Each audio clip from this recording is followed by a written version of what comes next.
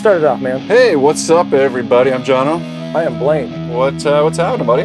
Drinking some water. Oh boy, water is healthy for you. Yep. Today we are talking about a musician's gig bag. Just a little backpack or little bag of random shit that you like to have when you're going to a jam or a show. And you are a professional musician. Yeah, so some of this shit's pretty key. Yeah. So see me, I just jam hack around in my room, so I don't really care. What's the matter, man? Oh, Nothing. geez. I just feel like getting a little professional. Oh, there we go. Writing some shit down. Gotcha. Here. So when you go, so we're going to a jam and going to a gig. Is that you got different stuff?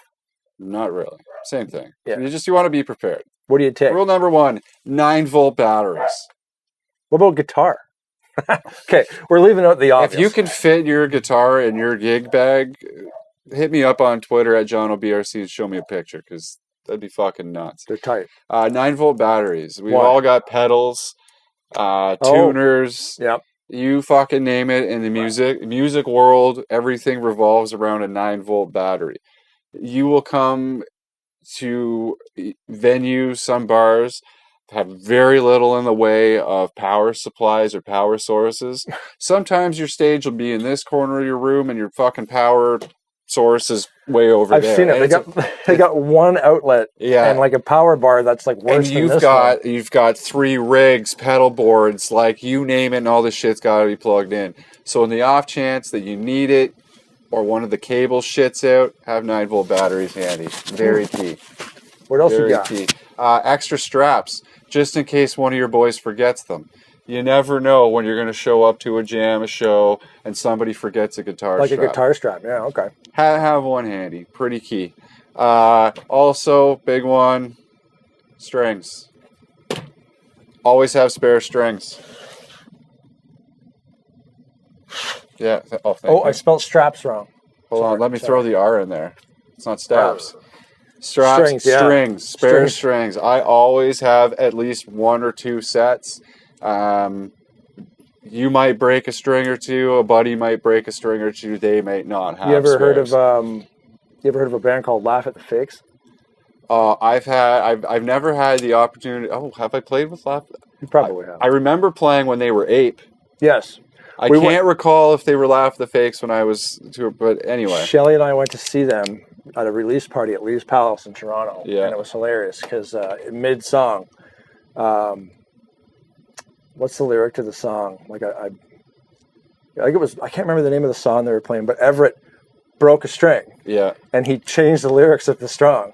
He changed the lyrics of the song mid-song to let everybody, I broke my string. He changed the Amazing. thing, and there's the string hang, and I saw it break. And he just went down a bit and he didn't even know.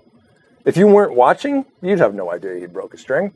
He just readjusted himself and just played it somewhere else on the guitar so he could accommodate for the lost string. So strings. Strings, absolutely. Another thing you want to always have is if you've ever go and you buy a new guitar, they give you this little Allen key wrench, which will allow you to adjust the neck in certain situations.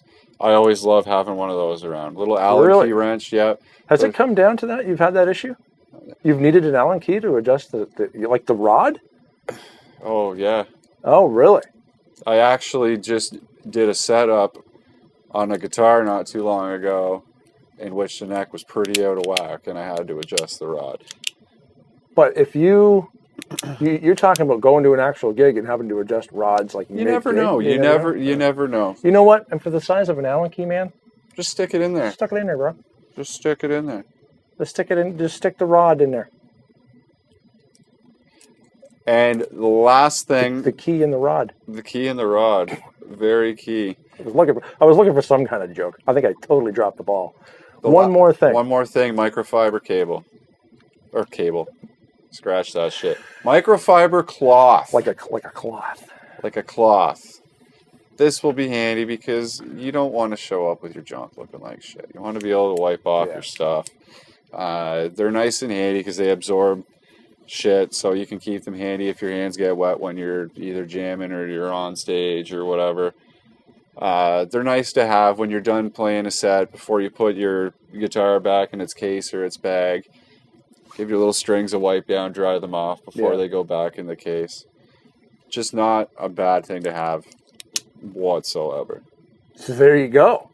5 things you should have in your gig bag from an actual musician. Plus a bonus, Gorilla Tape. Oh, tape, gaff tape, some kind of tape's always good. I love Gorilla Tape. That shit is strong as Gorillas. Yeah.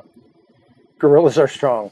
There you They have go. a new one called T-Rex tape. So 5, and there's a bonus one for you. But those are key things that like I've always got in my gym bag whenever I go. Yeah. Because you never know.